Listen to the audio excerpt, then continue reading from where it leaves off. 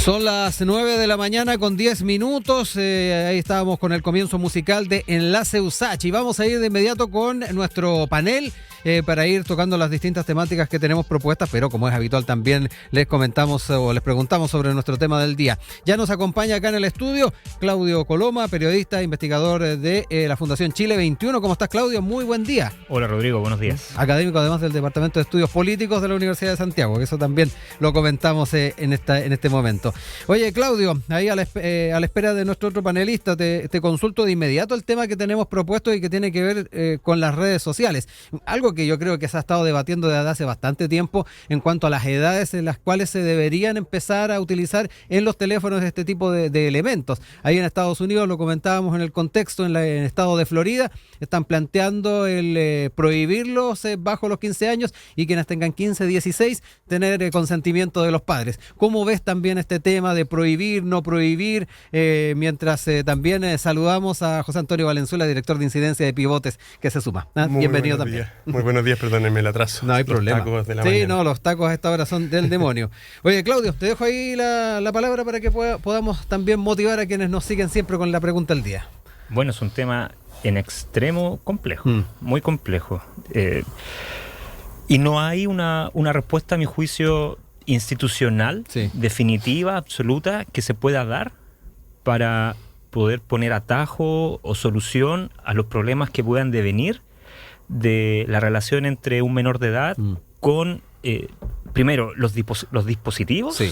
En general, más allá de las plataformas. Luego su relación con Internet y de ahí bajamos a su relación con las redes sociales. Es una relación muy compleja, como te digo, y que hoy día se está iniciando a muy temprana edad. Es decir, un pequeño hoy día ya entra en relación con un tablet, con un teléfono inteligente, ya cuando tiene capacidad de sostenerlo. Exacto. ¿No? Entonces, vemos niños en coches con teléfono. Así es. Entonces, la relación y el tema a discutir se origina ahí, no en un momento espontáneo, original, en el que los niños comienzan a usar redes sociales.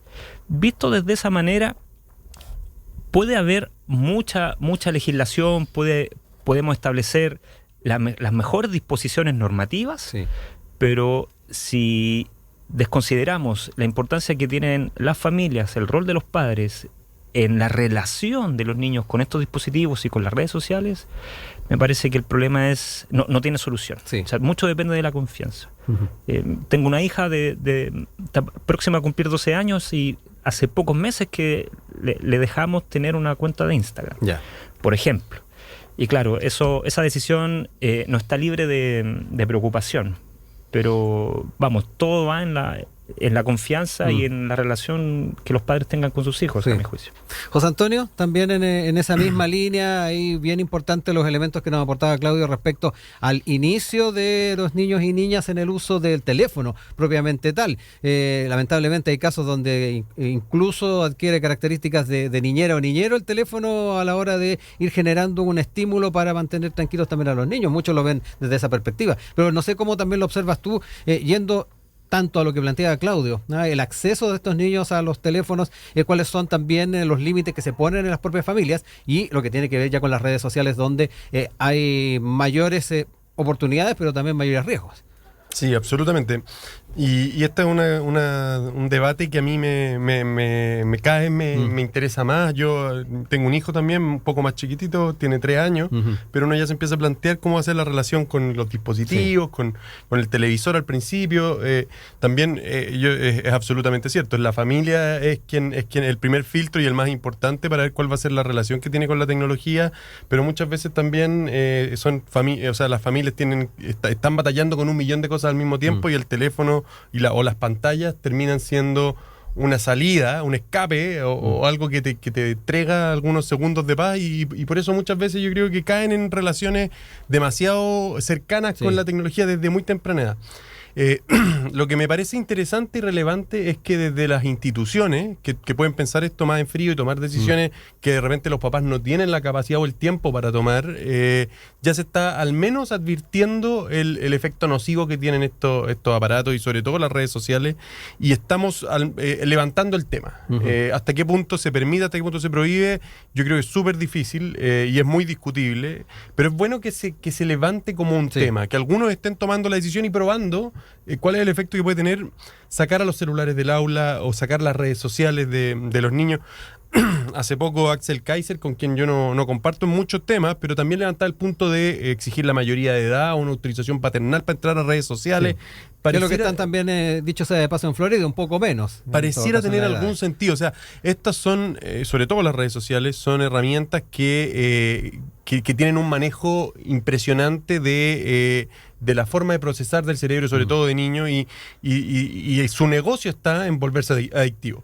Y como su negocio está en volverse adictivo, nosotros tenemos que, yo creo que proteger a la infancia de herramientas que todavía no están preparadas a usar, y yo creo que la familia es el primer filtro, absolutamente, pero hasta qué punto puede realmente la familia hacer bien ese filtro es algo que es complejo. Pero te interrumpo, que me llama la atención solamente la observación que haces con Kaiser, porque, claro, el Estado tiene que estar presente en este tipo de regulaciones para que menores de edad no accedan, violando un principio que a mi juicio un libertario debería defender a rajatabla, que es la libertad negativa, ¿no? Lo que está ahí impidiendo ese tipo de medidas y lo que está ocurriendo en Florida es eso, es violar una libertad no social, una libertad individual. No, absolutamente. Eso me llama la atención el punto de Kaiser, nada más.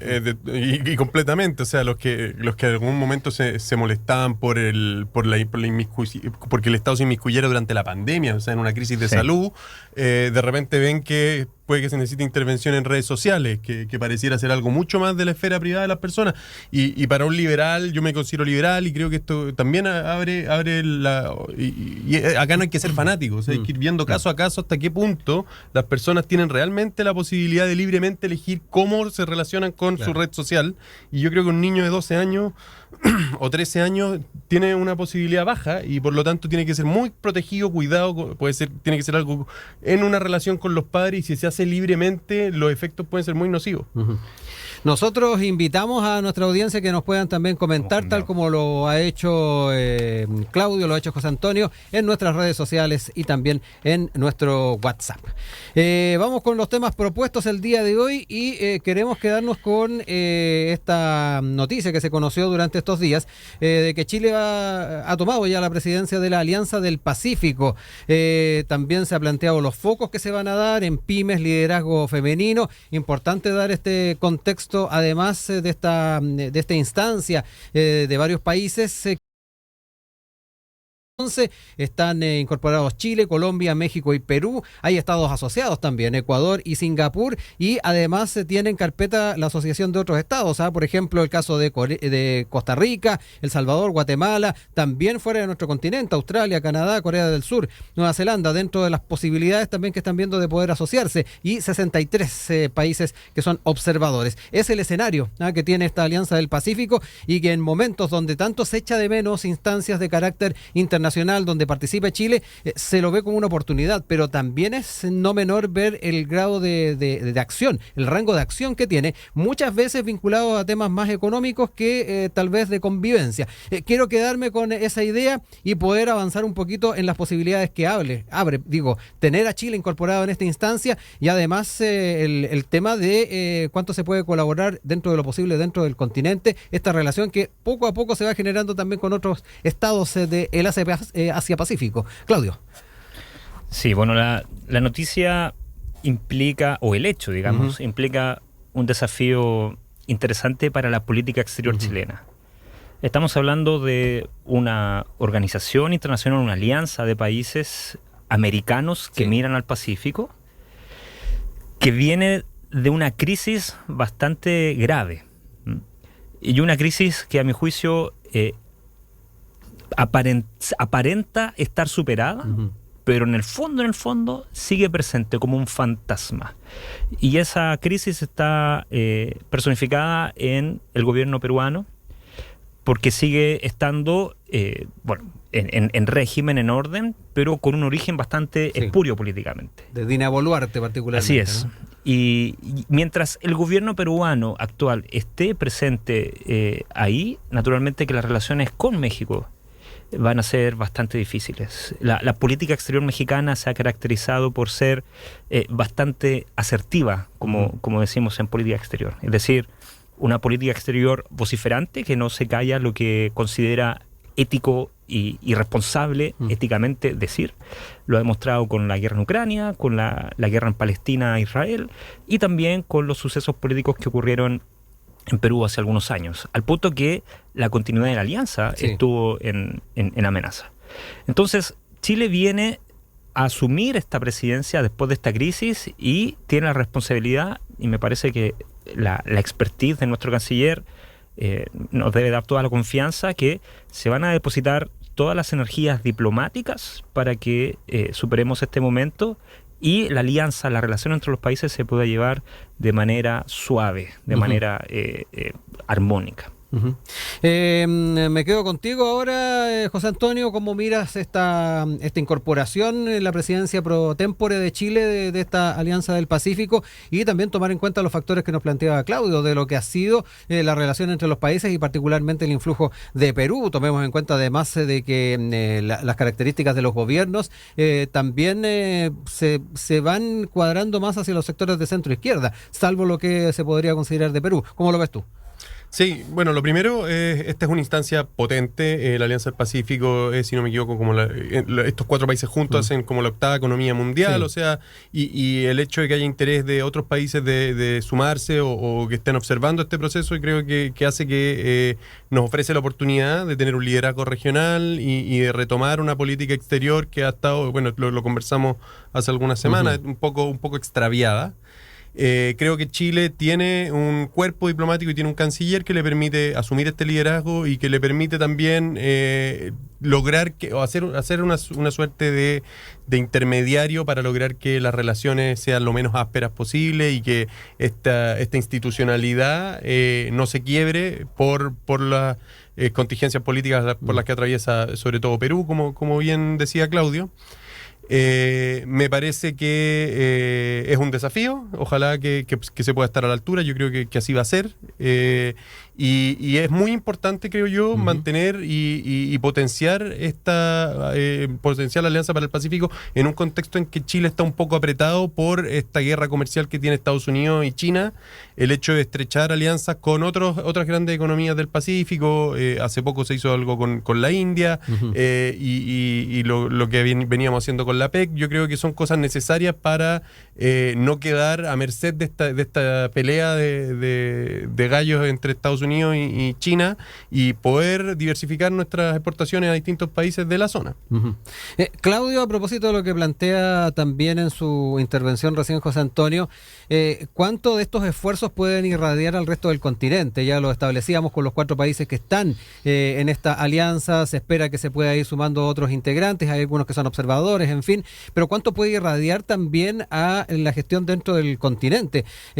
Lo decíamos al principio, dentro de lo que dijo el canciller Van Claveren, es poner énfasis en la promoción de las micro, pequeñas, medianas empresas, algo que obviamente en todos nuestros países es algo importante a tener en cuenta. El rol exportador es muy importante también dentro de las premisas que se plantean y además el papel de las mujeres dentro de lo que es este tema de las micro, pequeñas y medianas empresas. Me da la impresión de que esto también tiene la necesidad de poder ampliarlo a lo que es la influencia del continente, lo que puede hacer esta alianza para que no solamente los países involucrados puedan sacar réditos de aquello. No sé cómo lo observas tú. O sea, en el papel sí. La pregunta tuya tiene una premisa ahí bastante clara y que en el papel suena bien y puede plantearse como objetivos, ¿no? Sí. La proyección del continente, de la región, la ampliación de la organización hacia otros países que estén interesados. Pero la organización misma, más allá del tema peruano, conlleva una complejidad que a mi juicio es muy difícil de sobrellevar. Ninguna otra organización o alianza está libre del mismo problema, de la misma lógica, ¿bien? Y es lo siguiente. Pero me parece que acá se da con mayor gravedad. Pocas organizaciones, salvo esta, tienen en su origen una concepción más ideológica y más políticamente marcada, inclinada, como la Alianza del Pacífico, y más reaccionaria, de hecho. La Alianza del Pacífico nace bajo la presidencia y el liderazgo del presidente Piñera, en un contexto y en un esfuerzo, a mi juicio, por marcar un contrapeso o una señal política y desmedrar la institucionalidad regional que ya existía en ese momento en el continente, en la región latinoamericana y en Sudamérica. Y es parte de un esfuerzo más grande que terminó con la prácticamente desaparición de UNASUR y la irrelevancia de Mercosur. Lo que trato de decirte es que, más allá de centralizarnos en la figura de Sebastián Piñera, la región cae en una lógica que otras regiones no caen, como el sudeste asiático, Europa, y es someter la estabilidad de nuestras instituciones y organizaciones internacionales a la contingencia ya ni siquiera política, a la contingencia ideológica. Es decir, si un grupo de países de izquierda hace, o la mayoría de países de izquierda, junto con otras sensibilidades, arma algo, cuando cambia la ola de izquierda a derecha, bueno, o si es que esta organización no funciona o no nos satisface, en vez de hacer la política desde dentro, creamos algo nuevo. Alianza del Pacífico está en Piñera 1, Prosur está en Piñera 2. Bien, entonces, que es Chile, después de haber tenido gobiernos de izquierda, decida estar dentro de estas organizaciones, uno, es una buena señal, pero dos, implica un desafío enorme de dar una cuota de equilibrio, de pragmatismo para el funcionamiento de estas organizaciones. ¿Cómo se refleja este problema que trato de dibujar en la práctica? Se refleja en el hecho que tenemos varios países en la lista de espera que no han podido ingresar, producto de este problema.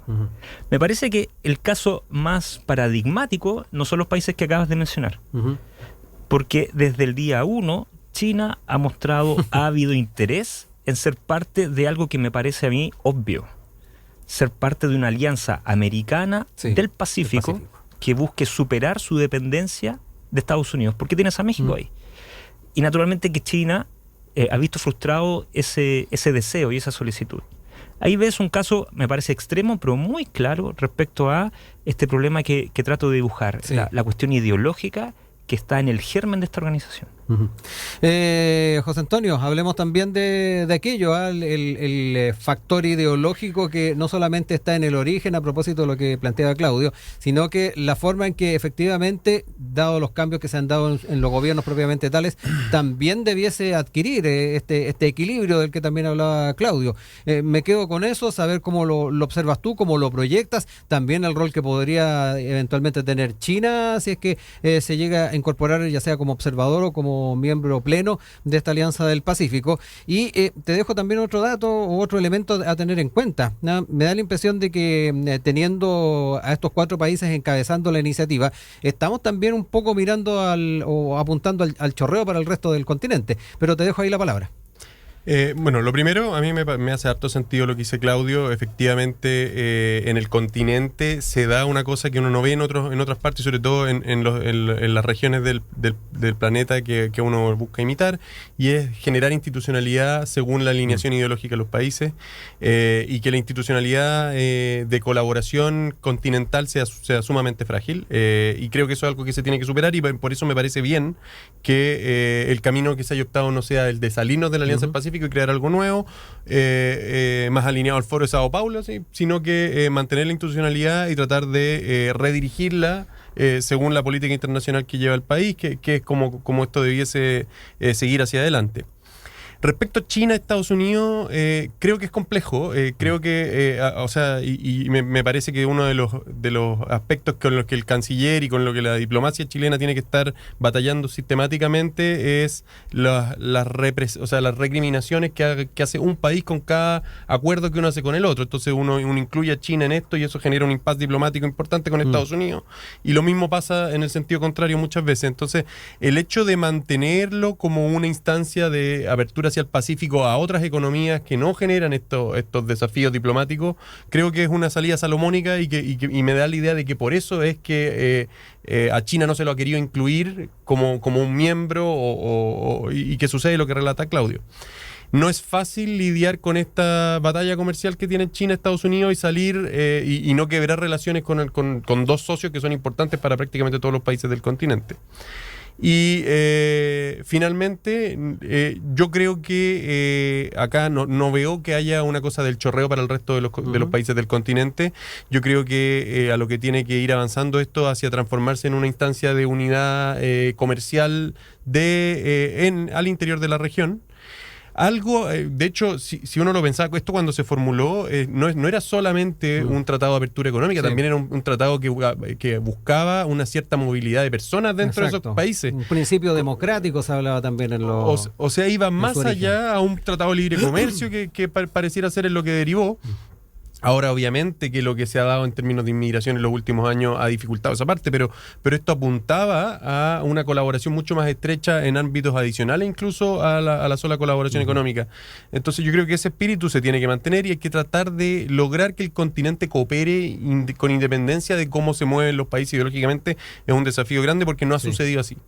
Claudio, para ir cerrando el tema, te dejo ahí también la palabra y se plantearon también varias cosas por José Antonio respecto a las posibilidades que existen en el futuro.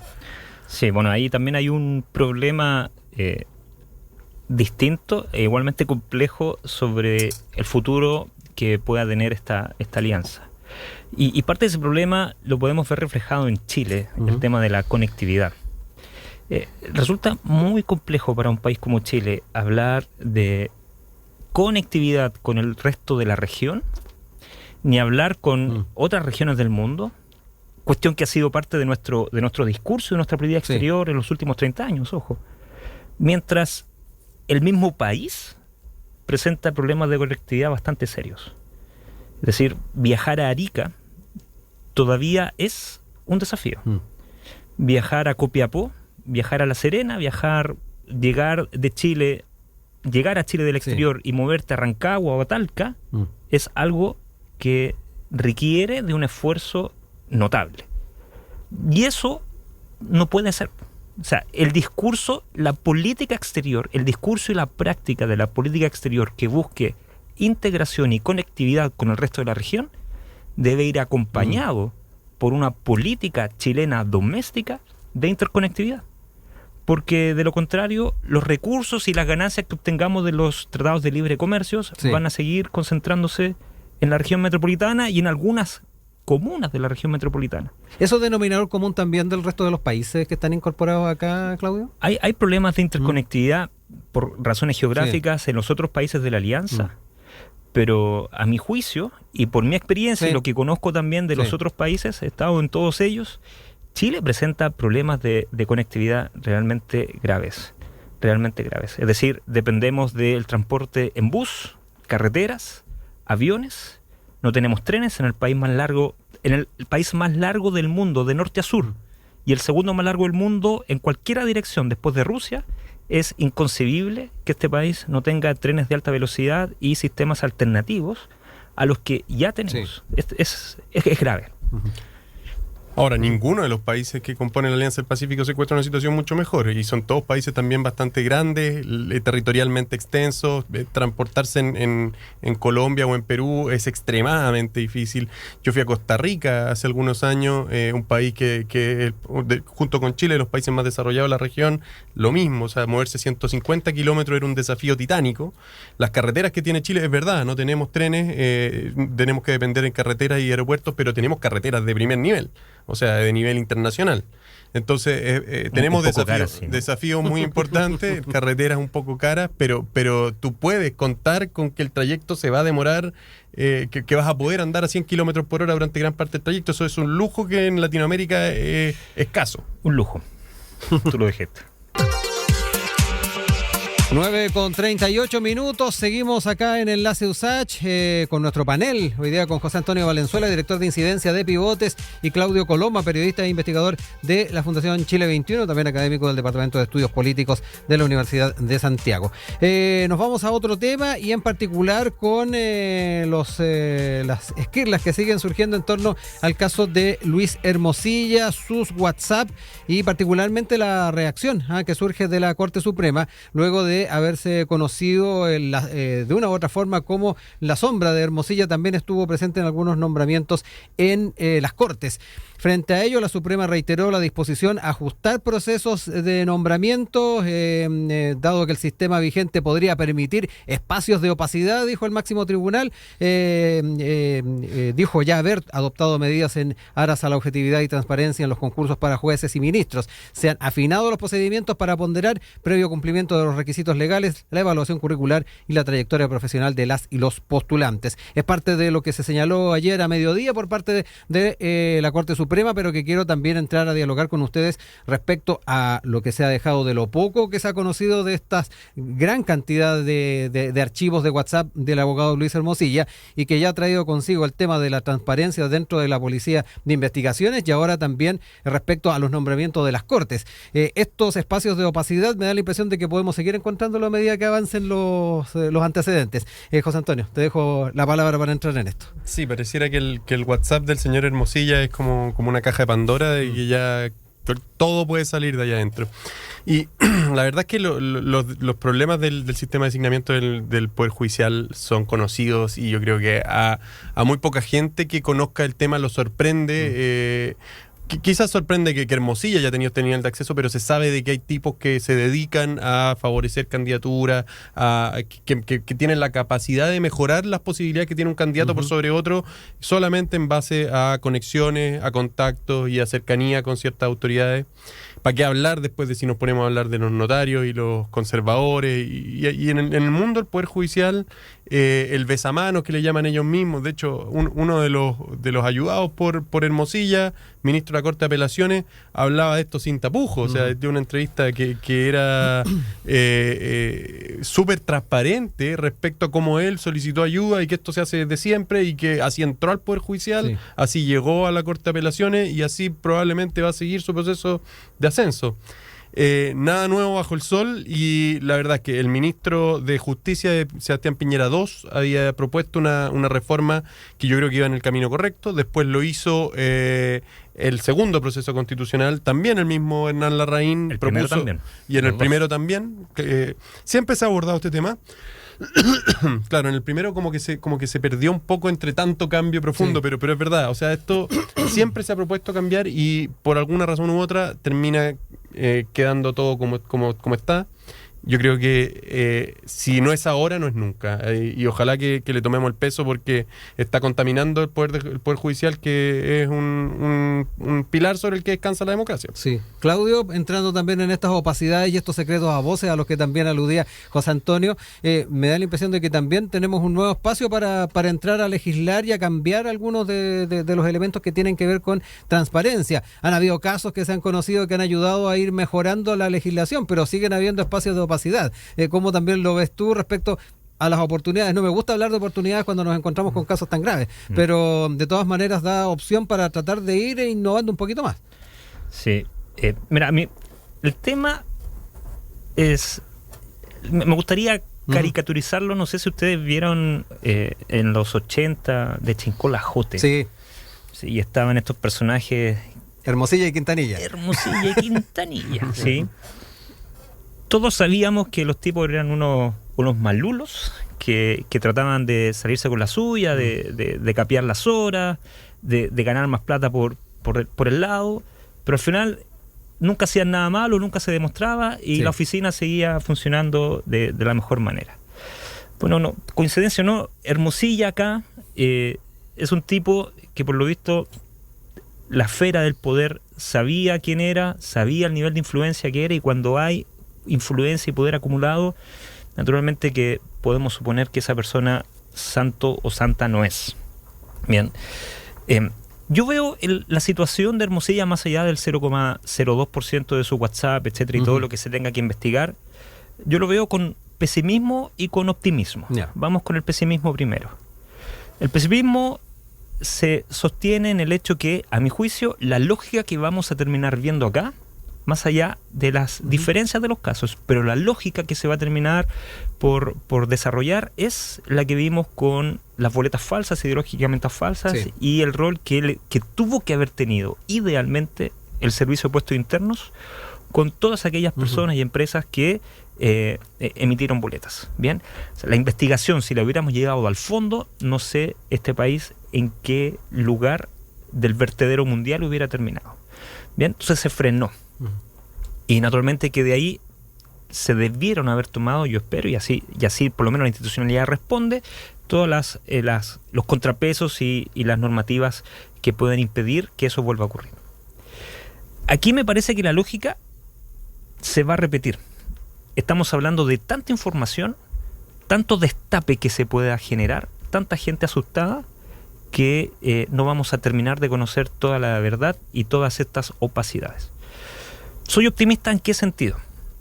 Soy optimista en el sentido que lo que está ocurriendo, lo que estamos viendo, primero en investigaciones, ahora con la Corte Suprema, más allá de que hayan problemas, lo positivo es que los problemas los conocemos. Sí. Bien. Lo positivo es que Chile, a pesar de todo, tiene institucionalidades y agentes dentro de esa institucionalidad que actúan para detectar problemas y para denunciarlos y a partir de ellos solucionarlos. Y en eso la prensa, no solamente la prensa, pero la prensa como institución social ha tenido un rol crucial. Es decir, hoy día conocemos eventos, situaciones, problemas que hace 20, 30 años atrás, imagínense cuando recién retomamos la democracia, bien, o los años antes, imposible conocer. Imposible conocer. O sea, durante mucho tiempo estuvimos hablando y se estuvo investigando sobre la falta de libertad de prensa que teníamos en democracia producto del duopolio. Hoy día ya afortunadamente no tenemos que lidiar con eso y podemos conocer este tipo de situaciones ante las cuales las instituciones reaccionan. Sí. Bien. Entonces, yo veo ahí una prueba de la fortaleza democrática de nuestro país que, bueno, más allá de los problemas, no, debería dejarnos tranquilos, digamos, ¿no? Y confiar en que institucionalmente esto se va a arreglar. José Antonio. Sí, porque y nuevamente estoy de acuerdo con Claudio. Hay una cosa media paradójica de cuando una democracia está un poco más fuerte y goza de buena salud, y es que se destapan escándalos. Nosotros, por ejemplo, por poner otro ejemplo, durante la década de los 90 y los principios de los 2000 prácticamente no se descubrían colusiones, lo que no quiere decir que no existían. Se empezó a fortalecer la institucionalidad de libre competencia, las herramientas de investigación, y resulta que ahora se descubren. Y a primera vista una persona puede pensar, oye, se están coludiendo más que nunca, y la verdad es que probablemente la razón sea la contraria. O sea, la institucionalidad está funcionando y las pocas, o quizás no son pocas, pero las colusiones que se están dando se están descubriendo. Las herramientas funcionan, las instituciones hacen su pega.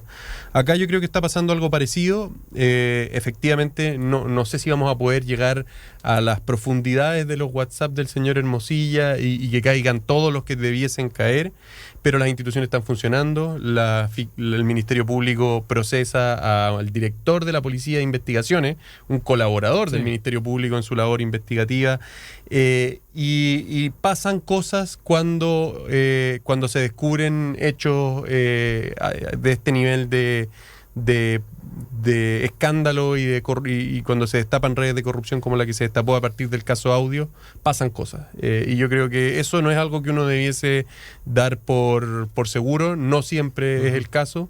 Lo importante ahora es cuando el clásico cliché de que toda crisis es una oportunidad, cuando se destapen cosas, pasen cosas nuevamente a nivel institucional, a nivel de política pública.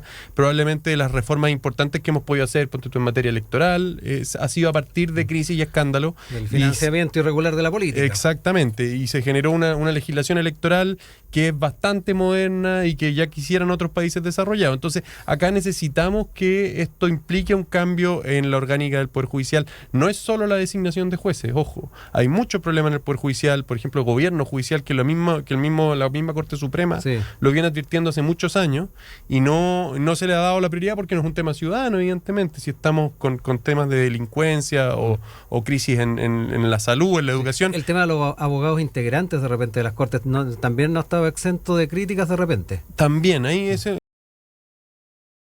Pero sí es muy brutal el proceso de calificaciones, de evaluaciones de jueces y de toda la labor de administración que tiene que hacer la Corte Suprema y que le impide hacer el rol de una Corte Suprema, que es básicamente ser un uniformador de derechos. No es una institución que tiene que estar aprobando, reprobando jueces, sacando, removiendo, nombrando jueces. Y lo que ha derivado en la práctica es transformar a los ministros de la Corte Suprema en personas con mucho poder en las designaciones, en las promociones, en las evaluaciones, que es algo que se ha buscado solucionar. Yo creo que las propuestas, el diagnóstico está, las propuestas para corregirlo también están, y este hecho puede ser el combustible que genere viabilidad política a una reforma. Sí. Claudio, junto con el análisis que hacía José Antonio del Poder Judicial propiamente tal, de las Cortes, me quedó dando vuelta también el ejemplo que ponías tú de Hermosilla y Quintanilla, de este programa de televisión. ¿Cuánto también o qué elementos culturales hay detrás de esto? De un poco de la pillería del chileno, de tanto que se habla muchas veces. Porque cuando buscamos soluciones, obviamente hay oportunidades, pero ese porcentaje, ya sea mínimo, que viene de la mano de la cultura, no sé cuánto se puede manejar. O sea, culturalmente eso tiene un nombre, pituto. O sea, el pituto es parte de nuestra cultura y es una institución, una norma informal que es parte de la regulación social chilena. De hecho, la palabra no existe en otra parte del mundo hispanoparlante. Bien, existen lógicas similares en otros países con otros nombres. Claro. De hecho, hay una investigadora chilena que hace el paralelo entre el pituto y los conceptos en China sobre lo mismo. ¿Y qué tiene que ver con lo siguiente? Capital social, relaciones interpersonales, conexiones con diferentes grupos sociales e influencia. Bien, y Hermosilla me parece que es el paradigma de esto, pero no el único. Es decir, aquí alguien que ha pasado de manera informal, lo voy a decir, que está pasando piola, aun cuando algunos medios lo están comenzando a sacar al pizarrón, es Chadwick. Es decir, si vamos a investigar a Hermosilla, bien, naturalmente que este caso está comenzando a salpicar a Chadwick. Hoy día vemos que está como decano en una universidad y que hay ahí programas universitarios en donde, si revisamos los integrantes de quienes estudian, naturalmente que hay pitutos, bien, relaciones. Y eso yo creo que más que negarlo o condenarlo, primero hay que aceptarlo, porque es parte de la realidad. O sea, no podemos pretender que los jueces son personas que los sacamos de su cuna, de su casa o de la facultad donde estudiaron y los pusimos en el tribunal. Esas personas tienen una historia de vida, tienen familiares, tienen padrinos, ahijados, etcétera, etcétera. Tienen vínculos. Y naturalmente que como seres humanos cometen errores y aciertos. Por eso lo importante de que existan los mecanismos institucionales para denunciar y para atajar estos problemas. Y pongo el caso de China, porque no necesita ser una democracia para hacerlo. Es decir, cosas como esta ocurren en democracia, ocurren en otros regímenes políticos. Lo importante es que las sociedades tengan esos mecanismos para destaparlo y para corregirlos. Y Hermosilla, coincidencia de apellido, pero me parece que refleja muy bien esa caricatura del programa. Nos quedan pocos minutos, les dejo el último tiempo para cerrar ideas. Ahí yo ponía sobre la mesa, José Antonio, el tema del pituto, que de una u otra forma también hay que tenerlo en cuenta en este tema de las opacidades que de una u otra forma se pueden encontrar o se puedan encontrar más adelante en la investigación que se está haciendo. Hablábamos de los 90, me acordé de Sexual Democracia y la canción del pituto también, que también existía. Te dejo la palabra. Y no podemos podemos hablar de pituto y yo no puedo dejar pasar la oportunidad de, cuando hablamos de pituto, hablar sobre las notarías, los conservadores de bienes raíces, los archivos judiciales. A mí eso sí que me parece una de las situaciones más escandalosas que hay. Hace poco se destapó el caso de una pariente de un diputado, el presidente de la Comisión de Constitución, que recién egresada de la universidad ya está de notaria titular y es como el quinto de la familia que se transforma en notario, y esto se aplica para todos lados, y ahí sí que hay lazos con la política, lazos con el Poder Judicial, lazos de parentesco, de amistad. Y en el caso de los notarios es bien impresionante. A mí me tocó estar en la primera convención constitucional, trabajé como asesor ahí, y la verdad es que había un espíritu súper abierto a generar cambios y un poco a romper con ciertas élites. Si algo uno puede reconocerle es que había como una voluntad de romper con el status quo, y había avanzado bien una reforma para terminar con las notarías como la conocemos, reemplazarlo por un servicio público, estatizar la fe pública. Y de repente, en algún momento de la tramitación de esto, hubo un cambio, un giro, pero 180 grados, se echó todo para abajo, nunca tuvimos una explicación de por qué, pero pero el consenso fue mantener el sistema notarial como existe, y la verdad es que fue uno más de los distintos hechos que a uno le dan cuenta que el lobby notarial es impresionante y parece indestructible. Claudio, para cerrar. Sí, solamente para complementar y revelar la transversalidad de esta situación. Si vemos el Congreso, ¿cuántas personas, ya ni siquiera pitutos, sino que ya algo más complejo, más profundo? ¿Cuántas personas no son hijos de antiguos parlamentarios? Hijos, nietos de... O sea, me parece que los Walker acá son el fiel reflejo, y los Coloma, ¿no? O sea, ninguna relación familiar con los Coloma, solo coincidencia. Pero si ustedes revisan archivos del Congreso de la primera mitad del siglo XX, ya tienes Colomas en el Congreso, ni hablar Walkers. Bien, los Melo, y esto está a ambos lados del espectro político, ¿bien? O sea, si estamos hablando de pituto, ya el hecho de apitutar a tus hijos en la carrera política, primero en el partido y luego en la municipalidad, y de ahí saltando al Congreso. Hoy, la candidatura de uno Sandón para Puente Alto, que está ahora en plena pelea. Así es. Entonces, claro, lo normalizamos, pero está dentro para mí del mismo fenómeno social. Y naturalmente que el rol de nuestras instituciones y de nuestra democracia es tratar de poner atajo a esta situación, reconocer que existen y poner atajo de la mejor forma posible. Agradecer a José Antonio Valenzuela, director de incidencia de Pivotes, y Claudio Coloma, periodista e investigador de Chile 21, que nos acompañaron esta mañana en nuestro panel de Enlace USACH. Un abrazo a ambos, nos reencontramos más adelante para seguir tratando los temas de contingencia. Chao, nos vemos. Chao, nos vemos.